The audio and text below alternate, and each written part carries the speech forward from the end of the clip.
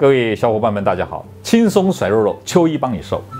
我们今天呢，要跟大家谈一谈打呼啊，跟这个肥胖到底有没有关系？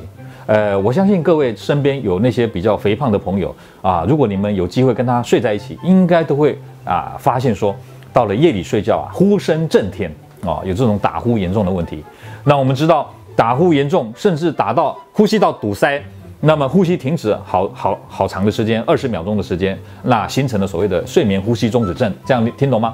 那这些问题的确容易发生在比较肥胖的这个患者的身上。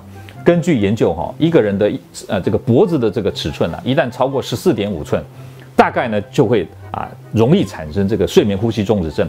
同时呢脖子这么粗，当然它发生在什么样的人身上？当然是在肥胖的人身上嘛，所以肥胖跟打呼的确是有相当显著的什么相生相伴的关系。好，所以我们常讲说，如果一个人减肥以后，似乎他的打呼也会跟着改善但是各位有没有发现说，其实在那个瘦的人身上，偶尔也会有打呼的问题，那个倒不是肥胖的引起的，它反而是因为他舌根这边有肥厚，那么睡觉的时候因为舌根放松。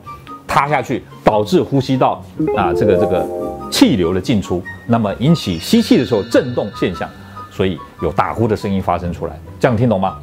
那么这种睡眠呼吸中止或者打呼严重会产生什么样健康上的危害呢？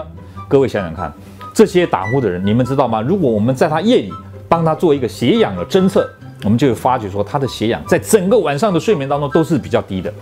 那么血氧一旦降低以后，我们知道它周边的这个细胞得不到充分的养分供应的时候，它呢慢慢组织功能就会衰退。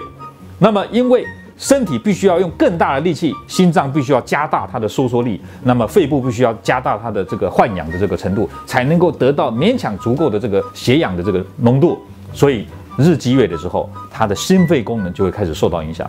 所以如果各位你们因为肥胖，同时白天容易嗜睡那么呢，老是觉得疲倦、睡不饱，精神很差，容易疲劳，甚至有时候呢，这个连性功能都会衰退。如果有这样的问题，就代表说你的肥胖、你的打呼已经影响到你的这个周边整个血液循环的供应了。像这样的情况下，唯一能够解决问题的办法就是赶快减肥，这样子才能够让你重拾健康，那么身体的功能才能够迅速的恢复。所以各位一定要加油。Hello， 大家好，我是邱正宏。邱医师福利时间到喽！想要轻轻松松就瘦下来吗？微信搜索关注公众号多用，回复“轻卡厨房”4个字，我就会告诉你越吃越瘦的独家秘方。还等什么？赶快关注吧！